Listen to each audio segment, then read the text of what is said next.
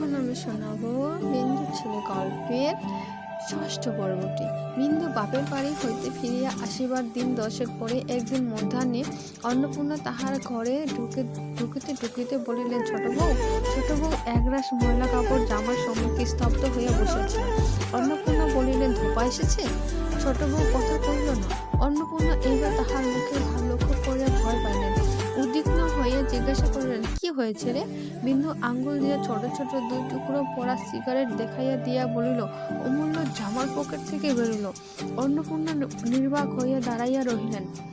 বিন্দু সহসা কাঁদিয়া ফেলিয়া বলিল, তোমার দুটি পায়ে পড়ি দিদি, ওদের বিদেয় করো, না হয় আমাদের কোথায় পাঠিয়ে দাও। অন্নপূর্ণা জবাব দিতে পারিল না। আরো কিছুক্ষণ নিঃশব্দে দাঁড়াইয়া থমকিয়া চলিয়া গেল। অপরাহ্নে অমূল্য স্কুল হইতে ফিরিয়া খাবার খাইয়া খেলা করিতে গেল। বিন্দু একটি কথা বলিল না। ভৈরব চাকর নালিশ করিতে আসিল, নরেনবাবু বিনা দোষে তাহাকে চপেকাঠ করিয়াছে। বিন্দু বিরক্ত হইয়া বলিল, দিদিকে বলো কি? আদালত হইতে ফিরিয়া আসিয়া মাধব কাপড় ছাড়িতে ছাড়িতে কি একটা ক্ষুদ্র পরিহাস করিয়া গিয়া ধমক খাইয়া চুপ করিল। অদৃশ্যে যে কত বড় ঝড় ঘনাইয়া উঠিতে বাড়ির মধ্যে তাহা কেবল অন্নপূর্ণাই টের পাইলেন। উৎকণ্ঠায় সমস্ত সন্ধ্যাটা ছটফট করিয়া এক সময় নির্জনে পাইয়া তিনি ছোট বউয়ের হাতখানি ধরিয়া ফেলিয়া মিনতি স্বরে বলিলেন, হাজার হোক সে তোরই ছেলে, একটিবার মাপ কর, বরং আড়ালে ডেকে ধমক দে। বিন্দু বলিল, আমার ছেলে নয়, সে কথা আমিও জানি, তুমিও জানো। মিছামিছি কতগুলো কথা বাড়িয়ে দরকার কি দিদি? অন্নপূর্ণা বলিলেন, আমি নয়, তুই তার মা। আমি তোকে তো দিয়েছি, যখন ছোট ছিল খাইয়েছিস, পড়িয়েছিস, এখন বড় হয়েছে, তোমাদের ছেলে তোমরা নাও, আমাকে রেহাই দাও বলিয়া বিন্দু চলিয়া গেল। রাত্রে কাঁদো কাঁদো মুখে অমূল্য অন্নপূর্ণার কাছে শুইতে আসিল। অন্নপূর্ণা ব্যাপারটা বুঝিয়ে বিরক্ত হইয়া বলিলেন, এখানে কেন? যা এখান থেকে, যা বলছি। অমূল্য ফিরিয়া দেখিল তাহার পিতা ঘুমাইতেছে। সে কোনো কথাটি না বলিয়া আস্তে আস্তে চলিয়া গেল। সকালবেলা কদম রান্নাঘরে এঁটো বাসন তুলিতে আসিয়া দেখিল বারান্দায় এক কোণে কতগুলো কাঠ ঘুঁটির উপর অমূল্য পড়িয়া ঘুমাইতেছে। সে ছুটিয়া গিয়া বিন্দুকে তুলিয়া আনিল। অন্নপূর্ণা ঘুম ভাঙ্গিয়া বাহিরে আসিয়াছিলেন, কাছে আসিয়া দাঁড়াইলেন। বিন্দু তীক্ষ্ণভাবে বলিল, রাত্রে বড় গিন্নি বুঝি তাড়িয়ে দিয়েছিলে? ও থাকলে ঘুমের ব্যাঘাত হতো না? ছেলের অবস্থা দেখিয়ে ক্ষোভে দুঃখে তাহার নিজের চোখের জল আসিতেছিল। কিন্তু বিন্দু নিষ্ঠুর তিরস্কারে জ্বলিয়া উঠিয়া বলিলেন, নিজের দোষ তুই পরের ঘাড়ে তুলে দিতে পারলেই বাঁচিস। বিন্দু ছেলেকে তুলিতে গিয়া দেখিল তাহার গা গরম, জ্বর হইয়াছে। কহিল, সারা রাত কার্তিক মাসের হিমে জ্বর হবেই তো, এখন ভালো হলেই বাঁচি। অন্নপূর্ণা ব্যগ্র হইয়া চুকিয়া পড়িয়া বলিলেন, জ্বর হয়েছে? কই দেখি। বিন্দু সজোরে তাহার হাত ঠেলিয়া দিয়া বলিল, থাক, আর দেখে কাজ নেই বলিয়া ঘুমন্ত ছেলেকে স্বচ্ছন্দে কোলে তুলিয়া লইয়া অন্নপূর্ণার প্রতি একবার বিষ দৃষ্টি নিক্ষেপ করিয়া নিজের ঘরে চলিয়া গেল। 5-6 দিনে অমূল্য আরোগ্য হইয়া উঠিল বটে, কিন্তু বড় জায়ের অপরাধটা বিন্দু মার্জনা করিল না। সেই দিন হইতে সে ভালো করিয়া কথা পর্যন্ত বলিত না। অন্নপূর্ণা মনে মনে সমস্তই বুঝিলেন, অথচ তিনি মৌন হইয়া রহিলেন। সকলের সম্মুখে সমস্ত অপরাধ বিন্দু যে তাহারই উপর তুলিয়া দিয়াছে, এ অন্যায় তিনি ভুলিতে পারিলেন না।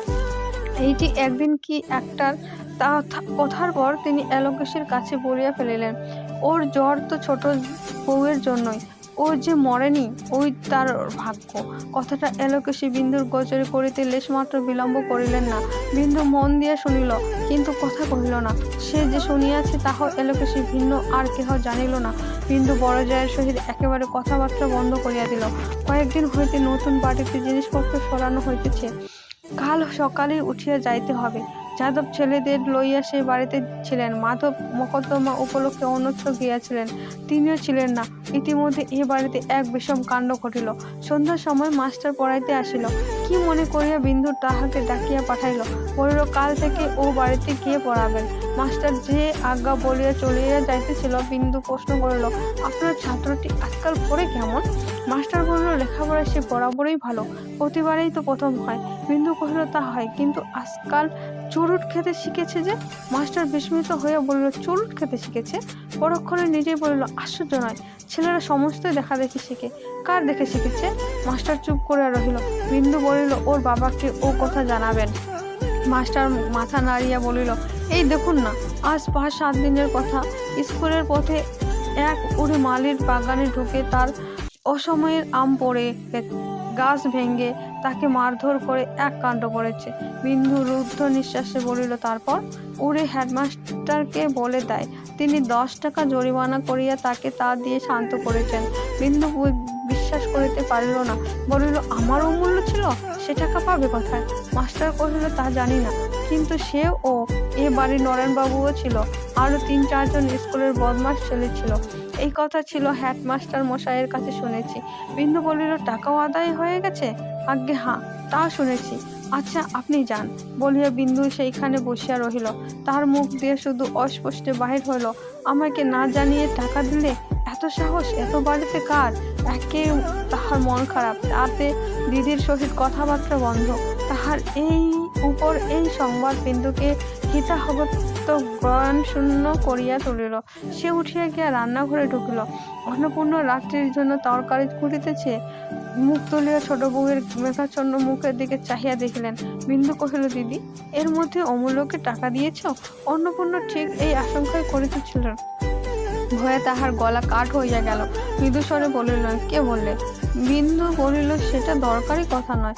দরকারি কথা সেই বা কি বলে নিলে, আর তুমি বা কি বলে দিলে? অন্নপূর্ণা নিস্তব্ধ হইয়া রহিলেন। বিন্দু বলিল, তুমি চাও না যে আমি তাকে শাসন করি, সেজন্যই আমাকে লুকিয়েছ। অমূল্য আর যাই করুক, মিথ্যে কথা গুরুজনের কাছে বলবে না। তুমি জেনে শুনে দিয়েছ, সত্যি কি না? অন্নপূর্ণা আস্তে আস্তে বলিলেন, সত্যি, কিন্তু এইবার ঠিক তাকে মাফ করবেন, আমি মাপ চাচ্ছি। বিন্দুর বুকের ভিতর পুড়িয়া যাইতেছিল। বলিল, একটি বার, আজ থেকে চিরকালের জন্য মাপ করলুম, আর বলবো না, আর কথা কব না। সে যে এমনি করে চোখের সামনে একটু একটু করে উচ্ছন্ন যাবে, তাহা সইতে পারবো না। তাহার চেয়ে একেবারে যাও। কিন্তু তোমার কি আস্পর্ধা? শেষ কথাটা অন্নপূর্ণাকে তীক্ষ্ণভাবে বিঁধিল। তথাপি তিনি নিরুত্তরে বসিয়া রহিলেন। কিন্তু বিন্দু যত বাকিতে ছিল, তাহার ক্রোধ উত্তরোত্তর ততই বাড়িতেছিল। সে পুনরায় চেঁচাইয়া বলিল, সব কথা তুমি ন্যাকাশে যে বলো, এইবারটি মাফ করো, কিন্তু দোষ তার তত নয় যত তোমার। তোমাকে আমি মাফ করব না। পাটির দাসী চাকরেরা আড়ালে দাঁড়িয়ে শুনতেছিল। অন্নপূর্ণার আর সহ্য হইল না। তিনি বলিলেন, কি করবি? ফাঁসি দিবি? বন্যিতে আহুতি পড়িল। বিন্দু বাকরুদের মতো জ্বলিয়া উঠিয়া বলিল, সেই তোমার উপযুক্ত শাস্তি। নিজের ছেলেকে 2 টাকা দিয়েছি, এই তো অপরাধ? এই কি কথা আসিয়া পড়িল। বিন্দু আসল কথা বলিয়া বসিল, তাই বা দেবে কেন? নষ্ট করবার টাকা আসে কোথা থেকে? অন্নপূর্ণা বলিলেন, টাকা তুই নষ্ট করিস নে, আমি করি, আমার টাকা। তুমি নষ্ট করো কার টাকা শুনি? অন্নপূর্ণা এবার ভয়ঙ্কর ক্রুদ্ধ হইয়া উঠিলেন। তিনি নিঃস্ব ঘরের মেয়ে ছিলেন, মনে করিলেন বিন্দু সেই ইঙ্গিতেই করিয়াছে। দাঁড়াইয়া উঠিয়া বলিলেন, তুই না হয় মস্ত বড় লোকের মেয়ে, কিন্তু তাই বলে আর কেউ যে 2 টাকাও দিতে পারবে না, সে অহংকার করিস নে। বিন্দু বলিল, সে অহংকার আমি করিনি, কিন্তু তুমিও ভেবে দেখো, একটা পয়সাও দিতে গেলে তুমি কার পয়সা দাও? অন্নপূর্ণা চেঁচাইয়া উঠিলেন, কার পয়সা দিই? তোর যা মুখে আসে তাই বলিস, যা, দূর হয়ে যা সামনে থেকে। বিন্দু বলিল, দূর, আমি রাত পোহালেই হব, কিন্তু কার পয়সা খরচ করো সেটা দেখতে পাও না? কার রোজগারে খাচ্ছ করছো সেটা জানো না? হঠাৎ কথাটা বলিয়া ফেলিয়া বিন্দু স্তব্ধ হইয়া থামিল। অন্নপূর্ণার মুখ সাদা হইয়া গিয়াছিল। তিনি ক্ষণকাল নির্নিশেষে চোখে ছোট বউয়ের মুখের প্রতি চাহিয়া বলিলেন, তোমার স্বামীর রোজগারে খাচ্ছি করছি, আমি তোমার দাসীবাদী, উনি তোমার চাকর বাকর, এই না তোর মনের কথা? তাই এতদিন বলিসনি কেন? তাহার অতুষ্টাধর বারংবার কাঁপিয়া উঠিল। তিনি দাঁত দিয়া অধর চাপিয়া ধরিয়া এক মুহূর্তে স্থির থাকিয়া বলিলেন, কোথা ছিলি ছোট বউ, যখন ছোট ভাইকে পড়াবার জন্য ও 2খানি কাপড় একসঙ্গে কিনে পরেনি? কোথা ছিলি তুই যখন ঘর পুড়ে গেলে গাছতলায় একেবারে রেঁধে খেয়ে এই পৈতৃক ভীতিটুকু খাড়া করেছিল? বলিতে বলিতেই তাহার 2 চোখ দিয়া দর দর করিয়া জল ঝরিয়া পড়িল। আঁচল দিয়া মুছিয়া ফেলিয়া বলিলেন, ও যদি জানতো তোদের মনের কথা, কখনো এমন আফিম খেয়ে চোখ বুঝে হুকোর নল মুখে দিয়ে আরামে দিন কাটাতে পারতো না। সে লোকও নয়, ওকে জানে তোর স্বামী, ওকে জানে স্বর্গের দেবতারা। আজ আমার ছুতো করে তুই তাকে অপমান করলি? স্বামীর অভিমানে অন্নপূর্ণার বুক ফুলিয়া ফুলিয়া উঠিতে লাগলো। বলিলেন, ভালোই হলো জানিয়ে দিলি, সত্যি আত্মহত্যা করেছিল। আমিও দিব্যি করছি, বরং পরের বাড়ি রেঁধে খাবো, তবুও তোদের ভাত আর খাবো না। তুই কি করলি? ওকে অপমান করলি? ঠিক এই সময়ে যাদব প্রাঙ্গণে এসে দাঁড়াইয়া ডাকলেন, বড় বউ। স্বামীর কণ্ঠস্বর তাহার অভিমান ঝটিকা ক্ষুদ্র সাগরের মতো উত্তাল হইয়া উঠিল। ছুটিয়া বাহিরে আসা বলিলেন, ছি ছি, যে লোক নিজের মাপ ছেলেকে খেতে দিতে পারে না, তার গলায় দেবার দড়ি জোটে না কেন? যাদব হতবুদ্ধি হইয়া গিয়া বলিলেন, কি হলো গো? কি হলো? কিছু না। ছোট বউ স্পষ্ট করে দিলে, আমি তার দাসী, তুমি তার চাকর। ঘরের ভিতর বিন্দু জিভ কাটিয়া কানে আঙ্গুল দিল। অন্নপূর্ণা কাঁদিতে কাঁদিতে বললেন, আমার এক পয়সা কাউকে হাত তুলে দেবার অধিকার নেই। তুমি বেঁচে থাকতেও আজ আমাকে একথা শুনতে হলো।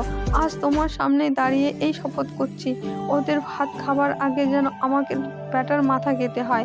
বিন্দুর অপরুদ্ধ রন্ধে এ কথা স্পষ্ট হইয়া প্রবেশ করিল। সে অসুষ্টা কি করলে দিদি বলিয়া সেইখানে গাল গোজাইয়া আজ দ্বাদশ বর্ষ পরে অকস্মাৎ মূর্ছিত হইয়া পড়িল।